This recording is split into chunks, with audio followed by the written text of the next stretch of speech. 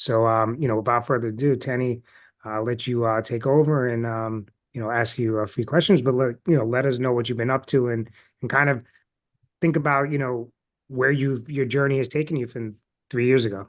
Yeah, thank you so much, Jerry, for having me. And hello, everybody. Nice to meet every one of you. Jerry reached out. I wanted me to come on and let's chat. And looking forward to communicating with everybody and see if I can add a little bit of value to you today. For wherever way possible, please, ask any question you have, and I can share my journey and how we've been able to get to where we are and some of the things that we're working on. I learned that there's no need for any presentation. It's going to be more interactive. And of course, Fela, thank you for joining. Fela is I work with Fela at my company, and he's making sure I'm straight with whatever I'm doing. So thank you so much for joining.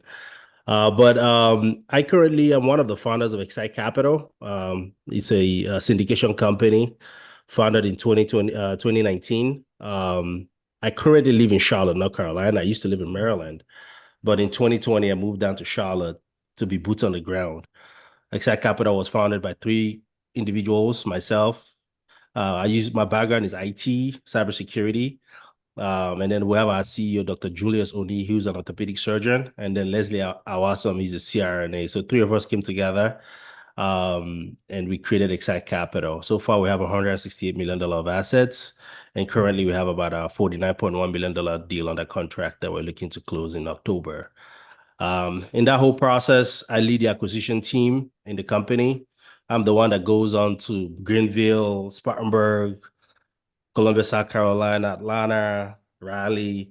I'm the one that drives all the markets and meet all the brokers and build relationships and bring the deal flow to the team. I have a whole team back in the back end that goes through the underwriting, and then we'll bid on the deal until we get to a position where we're able to win the deal. In that process, I've learned a lot. Lost a lot of battles and won some battles. Had a lot of challenges, had some success as well. So we're still learning and growing, and hopefully tonight I can add some value to everybody that is here today. So I'll open it up for any question you guys have, and then we can chat. So I'll lead off here. So, I know you focus on acquisitions. Um, I guess the market has changed in 3 years, obviously, with the interest rate cycle. Um, back in 2019, 20, you were underwriting deals with 3-4% debt, and things obviously changed over this last 2-3 years. So let me, I guess give a little bit of how you were able to continue to get deal flow in a changing market. What were some of the strategies that you found that worked? I remember that's one of the things that stuck out when we last talked was you talk about grinding it out, looking at, LoopNet and finding some of the brokers that were the top brokers or the award winner brokers on the JD Power, things like that. So, I guess how did you keep yourself on top of getting such deal flow in this time period? You have a very good memory, Jerry. So one of the things that I discovered, coming into the business is there is this particular group of people that does the most transaction in each market. And these guys are recognized by CoStar, not LoopNet, actually, it's CoStar. CoStar recognizes the top brokers of each market every year based on transaction volume. So while I was trying to figure out my way in the industry, who to connect with and everything, something stood out. It said the broker has the keys to the cookie jar. I'm like, okay, how do I get this cookie jar now? So I went on to CoStar. I realized that there's this brokers award that they give every year. So in each of the market that I work in, I identify those brokers and those companies, and I start building relationship with them. So to your question, Jerry, in 2021, we did three transactions, one in April, one in November, and one in December acquisition. And then we sold one deal in December as well. So we did four transactions in 2022, not 2021, 2022. So in 2023 to today, we've not done any deal until the one that we currently have under contract. And in that whole process, we were constantly reaching out to these brokers, having conversations about the market. Of course, we know interest rate went up significantly, and that affected transaction. And what we observed in the market was the expectation of the buyers and the expectation of the sellers were completely separate. The seller still wants the price that they were charging for in 2021 and 2022 and 2020. Whereas when you factor in debt into the deals, it doesn't work. So because of that, before we got this deal, we on the road over 2,000 deals. Before we reviewed, not on the road, reviewed over 2,000 deals. We were on the road over 100 of them. Went to like 16 to 20 best and finals before we found this particular deal that we currently have. And that's endless amount of tours in North Carolina, South Carolina, Georgia, sometimes in Florida, before we finally found this deal. Now, my strategy is I'd rather deal with the top guys in the market that deal with other folks because these top guys, they do the most transaction in that market anyway. And if they don't have the deal size that I'm looking for, they can direct me to the team that has it. Before we got to a $50 million deal, we were looking at $10 million deal, 11, $12 million deals. And in 2019, 2020, I started building a relationship with the folks that are going to sell me $50 million deal. So when it was time for me to buy a $50 million deal, the relationship was already built for 4 years. So they were like, yeah, I know Tenny, yeah, Tenny. So because of that, it was a lot of the conversation was a little easier than, going to them when you need it. Because this business, like you all know, is relationship based. If they don't know you, like, and trust you, and somebody to vouch for you, you're not going to win the deal. I'm going to shut up now. So if you guys have some more questions that I can answer.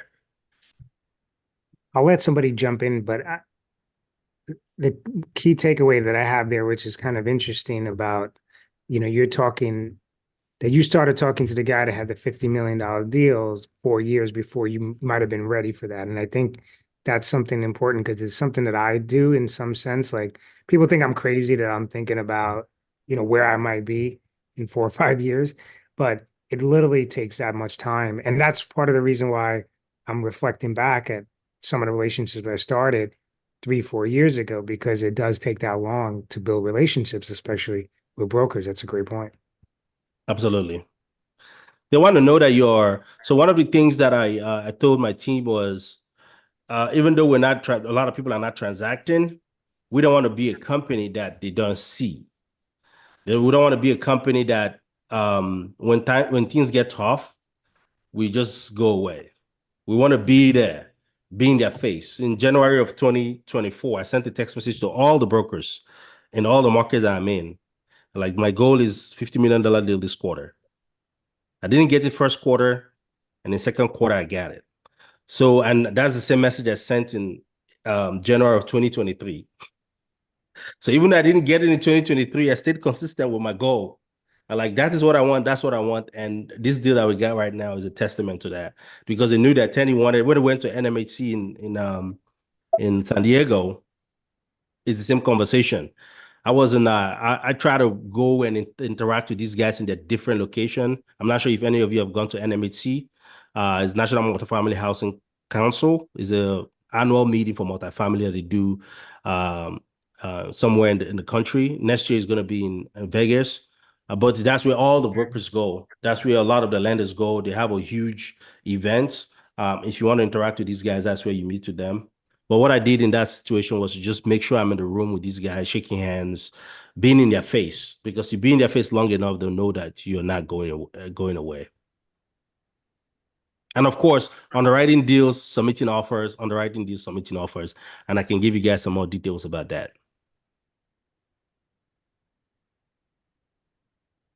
And another question I can ask is, what are some of you looking to do? Are some of you looking to scale? I know Greg has done a significant amount of syndication, which is he has been able to understand, vet, and invest with several operators. Jerry, you've done syndication as well. I think Manjul has done some syndication. So I'm not sure what people are looking to get out of this, and if there's any way I can point you some of you in the right direction or give you some resources that we've used to actually help us scale. yeah, I would love to share some of those resources for you to you guys. Jerry, I'll jump in if you don't mind, Yeah. uh, Tenny. So thank you for bringing this up. I should have mentioned it during my introduction, but like I'm looking to start the syndication, and like I've been learning a lot, and that's how I actually came to know Jerry and Greg. But my question to you is, so when you started to network with top realtors, so was this just kind of like the idea was generated between yourself and two of your partners, or did you use some of your mentors' ideas? How did you go about, kind of taking the right steps in the beginning? That's that's a really good question. So when I started my so when I went to school for cybersecurity. So my undergrad was in engineering, electrical and electronics engineering, and then my master's or graduate program was in management information system, where I specialized in cybersecurity. So I graduated in 2012 from Bowie State to Maryland, and then got hired at Bowen, and I started doing the corporate world. If anybody told you that I would be here talking about multifamily real estate, that's a complete lie. All I wanted to do was just to buy my single family home that I'm living in, and then just invest in maybe one single family home or something. Uh, but in 2018 or 2018, 2019, we came across multifamily. And I was like, oh, so I know I lived in an apartment, but I didn't know we can buy this. I thought this is like something like, guys that have a significant amount of money can buy, and it's not, we don't have access to stuff like this. So the number one thing that I did, and me and my partner did, me and Leslie started the company at first, was to just educate ourselves. So we bought all the books, went to all the podcasts, and then we got ourselves a mentor. And I asked our mentor, they said, so there's this philosophy in the space. You find the deal, the money will come, right? And to find the deal, you got to build relationship with brokers. That's a philosophy. That's one philosophy. The other philosophy is find the money and then find the deal. The initial philosophy that he shared with us was find the deal and then the money will come. And we're like, all right, cool, let's go look for the deal. So we started looking for brokers and started building trying to build relationship with brokers, but we didn't have any track record. So I reached out to my mentor that I paid a significant amount of money to. I was like, dude, I'm paying you a significant amount of money. Don't you just introduce me to some of your brokers? And he looked at me in my eyes and like, go figure it out. He was like, go figure it out. So I was like, dude, I'm paying you a serious amount of money for you to teach me, like, shorten my curve. Because when I've learned the knowledge, now we know how to underwrite deals, we know how to evaluate deals, evaluate markets, we understand all of that stuff. But because you're closing deals with these guys, you just say, hey, this is Tenny. Tenny's looking for deals in your market. It makes things easy. It's like, nah, nah, nah. I'm not sure why, he decided to guide the brokers, but I think it was a great thing that he didn't introduce me to his brokers. So in my study, and I came across CoStar personally. I came across CoStar and I saw that CoStar recognized brokers every year and give them an award. So in my head, I'm like, well, if these guys are the top of the market, this time I'm talking, I don't have any track record. There's no track record. What I'm saying here, there's no track record. I've not done any signal. I just called GP on the deal at that point. If these guys are doing the most transaction in the market, how can I build relationship with them? The first thing that came to mind was just to go on LinkedIn and connect with them. And I don't know if you guys have read the book Go Giver by Bob Burke. I think that's his name. He said, give. Giving doesn't mean you have to give somebody something tangible. It could be a praise. And one of that philosophies stood with me, stuck to my brain. And when I saw that, I said, why don't I just go and send a message to all these brokers and say, hey, Tenny, congratulations on winning the CoStar Power Broker for 2022 or 2020 or 2019. That's all I was doing. So I reached out to a lot of these top brokers, specifically, and I can show you guys this stuff live if you guys are interested. So I reached out to a bunch of these brokers. And I was like, hey, this is Tenny. Congratulations on winning the CoStar Power Broker Award, blah, blah, blah, blah, blah. And guess what? The least they will say is thank you, right? That's it. Thank you. And that's right there got me my first deal. I was like, this works. And again, there's a lot of follow-up in that conversation. I drove 6 hours. I drove 3 hours to Charleston, 3 hours back for a 15 minutes meeting with this particular broker. And finally, he gave me a deal. That's how we got our first deal. So I knew that it worked. So I just started doubling down on it. And since then, all the brokers I've closed deals with are all the top brokers in any of the market that we're in. So it works because guess what? They hold the key to the cookie jar. They have the deal.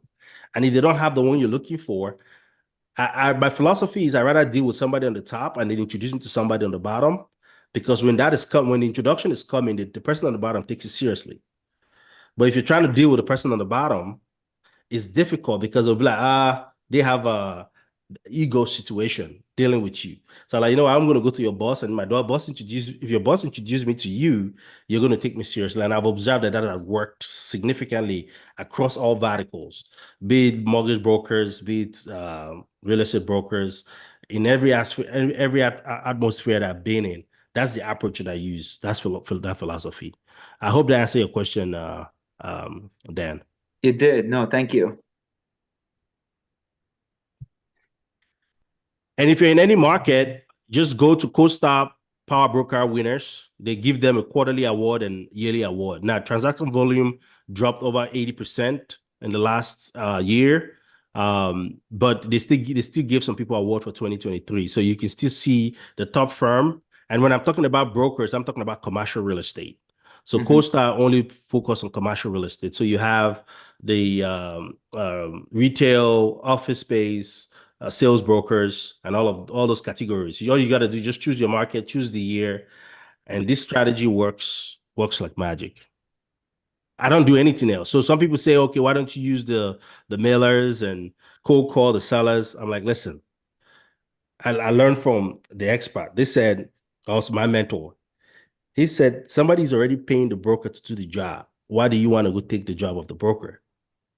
If somebody's already paying him to review the deal, analyze the deal, put together our OM. I don't know if a lot of you have seen the OM, right? The offering memorandum. It looks really beautiful. Why would you want to go through that stress? Just go give them their 3% or 2.5% and move on. So that's the philosophy that we buy, and it's been helping us to today. Thank you for sharing. Not a problem. I do have a question. Hey, Tenny, Greg here. Congrats on all your success so far. Sounds like you really got can I some ask him great a question real quick? Greg, can you hear me? It's really Can you hear cool me, to hear Greg? this. Could you tell us maybe a little bit about the first deal? Maybe some of the details. I don't know Walk if you us through can that hear one, me. like the size of it and the area and all that. Greg, can you hear me? Yeah, Greg? we hear you. Sorry. Okay, yeah, I wanted to ask him a question real quick. The CoStar, do you think it makes sense to call, email, text? Does it matter? So yeah, yes, sure. Greg, I'll pick up your question after I talk to Chuka real quick. Dude, I've done everything, man. I've done everything. So I use reverse psychology when I'm doing some of these things. So for starters, just give them congratulations. I've sent them through email, and I've sent them through LinkedIn. All of them are active on LinkedIn, right? What I've observed is sometimes when you look for their phone number, you might have their office phone number, so you might not really get their exact phone number. So if I can work you guys through the process, this is how it goes. I go to CoStar and I identify the brokers and the company that they work with. I send them a message on LinkedIn, and I go to their website because they're part of a firm, and I get registered as an investor that is looking to buy a deal. On their website, you put in the criteria of the kind of deal you're looking for. And every time they have a new deal, you receive an email. Usually when I get that email, I reply all, and give them my investment criteria. So now what you're doing right there is you're communicating with both the sales brokers and the top leadership, because the top leadership are usually copied in those communication. Now, if the sales broker is lazy, their boss is going to say, hey, I just saw a response from Tenny saying he needs guidance on the deal. Why are you not responding? So that's one way to get in their head. And then on the other way for LinkedIn, you just send them a congratulation and then build a relationship. Also, another thing that I actively do is to go on their profile and just like their post. This deal is a great deal. Wow, what a beautiful market.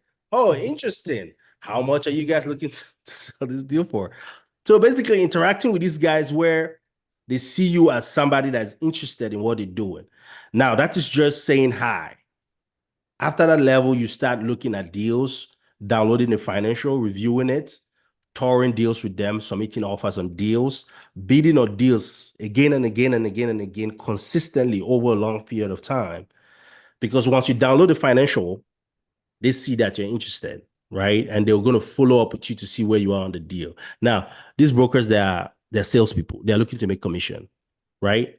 But when it comes to it, if they have somebody that they know and they will always choose somebody that they know that they've transacted with before, or somebody that's been on their face for a long time. Because guess what? They've seen that person, they've had a conversation with them, that person has stored deals with them. They kind of know that person compared to you that just downloaded the financial on the right and say, hey, this is my offer. They're not going to go to bat for you. Basically, that's how it works. Thank you. And then Greg, my very first deal. All right, everybody ready? Story time. So 2019, February 2nd of 2019, we registered Excite Capital. I was still in Maryland. And then in 2019, September, my mentor asked me if I can come to Atlanta to do due diligence with them. So I went there, did the due diligence, and he asked me if we can raise capital as co-GP. So me and my partner at the time, just me and Leslie, we were like, man, we got this, because we've gone to different networking events and conferences. We've built some contact. We got this. But after a couple of months, we were able to raise $0. So we couldn't raise a dime. So me and Leslie was like, well, I think we're interested in this thing. We love it. Why don't we invest our money? So we invested our initial investment. That was in 2019 was my very first time I invested in the syndication myself. So me and Leslie invested in that deal. So that's our first failure. And the lesson from that is, if you start this business, start telling everybody that you're doing it. Don't surprise them. Don't just go and oh, I got a deal. It's a $19 million deal. Come and invest. I'm like, dude, I've even been smoking something. What's going on with you? I thought you were doing single family home. Why are you coming out with $19 million deal? So that's one big lesson we learned, is start building relationship with people that will potentially invest with you way before you find the deal. That's the lesson we learned from that. So in 2020, during COVID, we got another opportunity to raise capital again as co-GP in DC. So me and Leslie now went to Dr. Julius Oni, who is an orthopedic surgeon. Both of them work in the same operating room, and told him, hey, man, we got this deal. Do you want to invest? And Dr. Oni was like, nah, I'm not looking to invest in the deal. I want to be a partner. I'm going to invest, but I want to be a partner. So we brought him in because of his network so that he can help us raise capital. So we raised $775,000 as co-GP at the first deal. That's co-GP. Greg, now to your question. During COVID now, me and my partners had a conversation. You guys know what was happening. Interest rate was like 0 during COVID. Like, there was a lot of money in the market. Multifamily was hot. So I went to my partners. I was like, guys, man, there's no way we can buy a deal if I'm in DC. I got to move. They're like, nah, don't worry about it. I'm like, no. Before they knew it, I sold my house. My wife was 7 months pregnant with my son. Called movers. They came in, packed my stuff, loaded it in a truck, and moved it down to Charlotte. I moved there, rented a house, moved everybody in there. So we moved there in August of 2020. In September, October, my wife was like, you've packed us now from Maryland to this place. We don't have family, we don't have friends.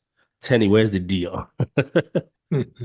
I was like, I have to go look for this deal now. So that strategy, I told you guys that I reached out to the broker and blah, blah. I reached out to the broker on LinkedIn. Congratulations, you're this thing. Started building a relationship, and he told me to come and meet him. He was with Cushman and Wakefield. So he said, Tenny, unfortunately, the only time I can meet with you is he was the co-star power broker of Charlotte, but he got relocated to Charleston, South Carolina.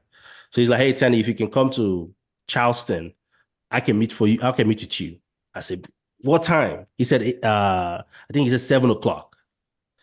Yeah, 7:00. Or 7 or 7:30. Around 7 or 7:30. No, 7:30. So I'm in Charlotte, and I have to drive 3 hours to Charleston. So what time do I have to wake up? Very early, right? So that I can get there at 7:30 in the morning. So I got up 3 a.m. in the morning, got in the car, and then drove down. Got there, 7:30, he wasn't there. He strolled in at 7:45. He's like, when I say he's the top guy with Cushman, he's the top guy. Hello, do you want Tenny? Do you want coffee? I said, absolutely. He bought me a cup of coffee, and then we sat down. I said, my apologies, I have to leave at 8. Did you come all the way? Did you come in last night? I said, no, I drove in. Are you serious? You came all the way for me? I said, absolutely. I wanted to see you. This is very important to me.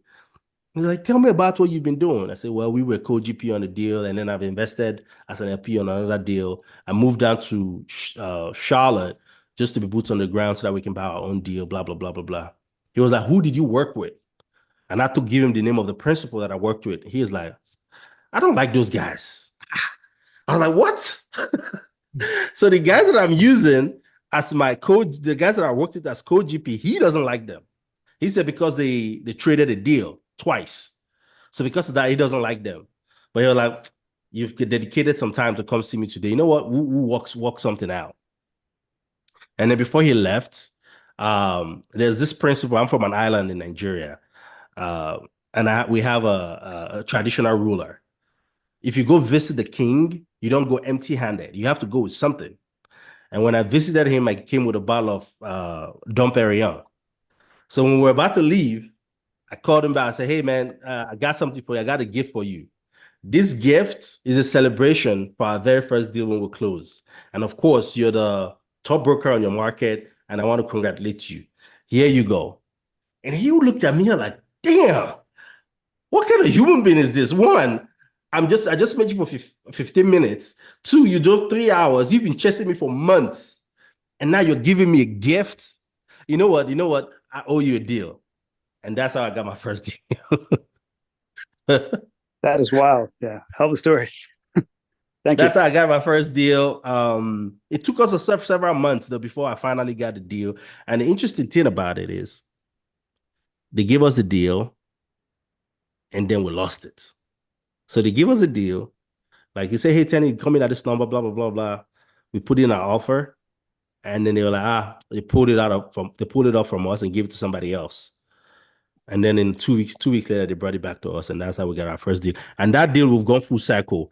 We projected an 18% return on that deal. We gave investors about 29.97%. We held it for 21 months. We bought it for 12.55 million, sold for 17.8 in 21 months. It was a really great success. And yeah. That is incredible. Thank you. Yeah, fantastic story and perseverance too. That's great. So we implemented a principle in our company when we started, and anybody that's looking to start, this is very important. There's this book called Traction by Gino Wickman.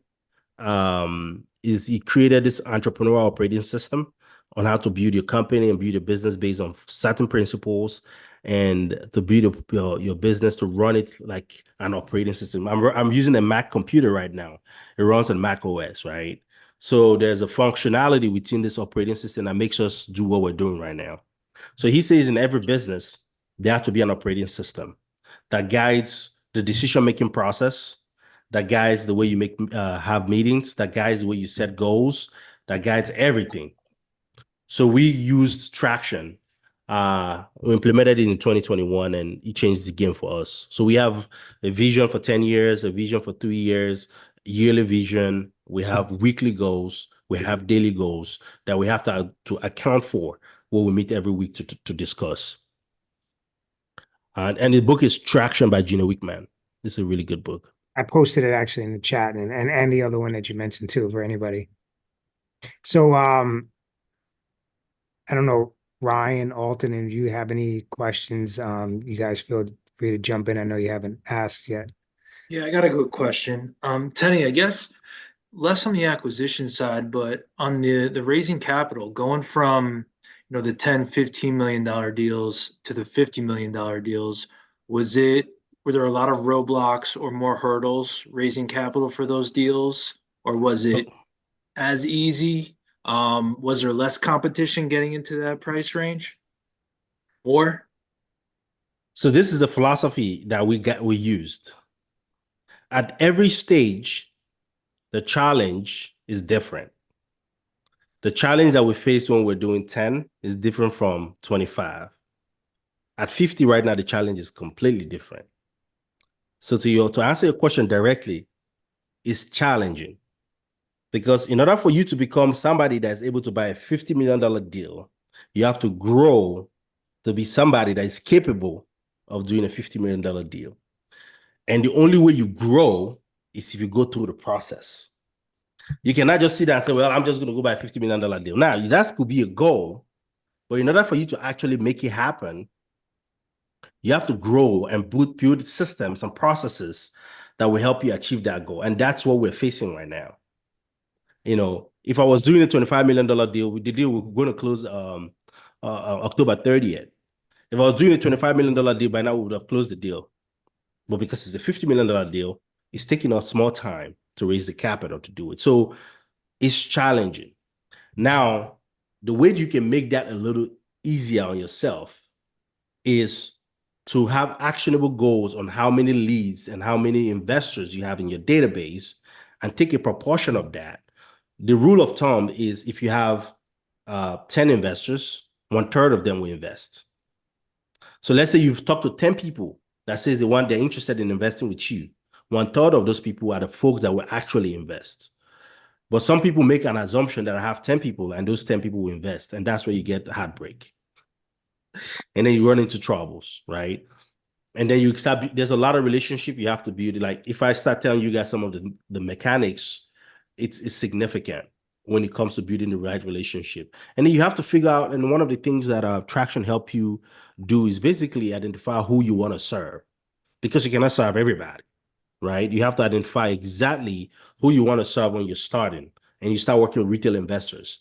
There's a point you're going to get to, you don't have any option but to start working with institutional investors because they have the bigger check, right? So these are things that at different stage of your growth, you're going to start facing these different challenges. For example, this is a $50 million deal, and we're going through the process of growing into a company that can buy a $50 million deal.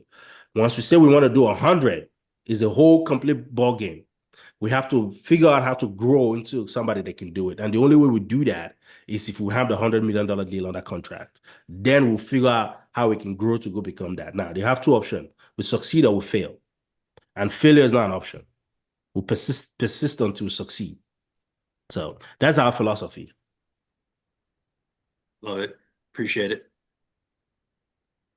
And I can give some guidance on how you start building yourself to be the person that people know, like, and trust. And all you got to do is just be honest and share what you're doing. Right now you're on a call. I'm on a call learning and talking to people about the real estate stuff. Like I love the story about a lot of you that came from the Jersey area, and you guys have found yourself in Greenville. That's beautiful. You guys get together, have conversation. With time, people see that you're active and you're consistently doing this. They might not invest with you at first. There are some investors that did not invest with us the first time we saw us. 5 years later, they're investing with us right now. So the goal is to start planting that seed on people so that with time, they see you as somebody that's been consistent. Now, there are some people we started this business with, they're no longer here, right? And now, but we was like, this is it. This is our life. There's nothing else. This is it. So we're going to stay consistent with it. And that's what we've been doing. Right. Hey, I have one question for you, Tenny. Hmm. So, I'm a college student. I'm a junior, and I'm just trying to, figure it out. Figure Drop out. out. Just kidding. I'm just kidding. Nah. So yeah, I'm just trying to figure out, the best ways to connect with different people, and just really focusing on the things like what I should actually be learning now while I'm in school, instead of trying to learn this stuff in real time once I'm in the job field or whatever. I wish I was in these kind of calls when I was in undergrad. That is first I commend you for taking the time on a Tuesday evening to sit and just want to hear and learn. Um, that's remarkable. It shows a lot of character that you're gonna go somewhere. Um, Books, podcasts, what you're doing right now, just do it. Just keep doing that. Keep showing up. And then one of the things I would advise is right now you don't have anything to offer, but you can build a skill set that you can offer for free. For example, so let's say you keep coming to this meeting and boom, you find a class that teaches underwriting for free. Or you say, you know what, I'm just going to go spend money at, I have $500. I'm going to just go pay for one underwriting class. Jerry might say, hey, man, I need somebody that can help me underwrite deals. I say, Jerry, I can do it for you for free in my spare time. Is that something you're open to? And you start underwriting for Jerry. Every time, he sends deal, you underwrite it. Every time he says deal, you underwrite it. You give him feedback. Before you get out of school, you're a master in underwriting. Now you become indispensable because you're valuable to Jerry. Guess what Jerry is going to say? What's Alton, that? do you want to be a partner? Now, he's going to say a partnership or he's going to offer you a job, but depending on how much your value is that a partnership or a job? And guess what? Immediately you've gotten something to start getting in the game. The number one thing is not about what you can get, it's about what you can give to people. Remember what one thing I said about a broker? The go-giver is what can you give to people without saying, okay, I want to get. A lot of times we just want to get, but we got to go with like, what can we give first? If I were you, I'll continue to show up, do a lot of studying, find a skill set that can be good at in the industry that is needed, learn that skill set and offer it for free for a long period of time. You don't have the people that you provide those offers, those value to, they don't have any other option but to bring you in some capacity, either paid or it could be, you know what, for every deal we have, I'm going to give you a piece of it. And that's how you're going to start building wealth. And then as you continue to go navigate and learn about underwriting, about capital raising, about management, you can now figure out what you're best at. For example, me, my company, I'm not good at underwriting. I'm not good at the Excel and all of that stuff. Nah, I'm good at building relationships. I'm good at building broker relationship. I'm good at finding deals. I'm good at knocking on doors until it opens. I'm that person that will knock on your door until you be like, God damn, who the hell is this person? I stay there and knock until you open the door, right? That's that kind of person I am, right? So you have to figure out where your strength is, and then you bring that to the team. So that's what I would say. Just continue to learn, and continue to show up. Thank you so much. Awesome. Tenny, I want to appreciate your time. I know it's an hour at this point, so thank you so much for coming on. And one thing I'll throw out here, just Alton, I was actually impressed too that when I talked earlier, we connected, you did follow up with a LinkedIn message, and I think that's important for all of us. So everyone, use this chat here, download the information. How many people are here? 10. That's But 9 conversations. We should all connect with each other individually, reach out and connect. And you mentioned something too, Tenny, about, going down to Greenville. And one of the things I noticed that since it was about 4 years ago when I first, 3.5 years ago when I first started, is when people kind of meet someone else, they'll be like, oh, you should go meet Jerry. He's the Greenville guy, and I get connected to so many people just from that. So, mhm. and it's important to connect and then follow up and check in on people. And you know, I just learned so much from everyone in these groups. So thank you. But you really gave us great insight and some motivation too to get out there and start talking to some people. Thank you. Absolutely. And thank you for having me, guys. It's not rocket science. You know, if myself, humble beginning, came here to just go to school, can try to figure it out and work hard to make it happen. And guys, listen, I'm no by any means where I'm trying to get to. I'm still learning, actively still learning. I'm still a student of the game. I'm still a student of the craft. I'm still a student, and we're still trying to figure things out. But if there's any way I can help, and any resources, like I buy books every day. This one just came in today. I'm constantly reading audiobooks, and so anything I can do to help you guys get to the next level, any kind of introduction I can do. There'll be a lot of people hoarded a lot of information from us. We don't hoard information. Anything you need, I can help you move you to the next level. Please do not hesitate to reach out. I'd love to help you guys out. Okay. Thank you, Tenny. And All right, thank guys. you. Thank you so much. Have a Thank good you. night, everybody. Thanks, Tenny. Thanks, Jerry. Bye-bye. All right, guys. Thank you. Bye. Good night.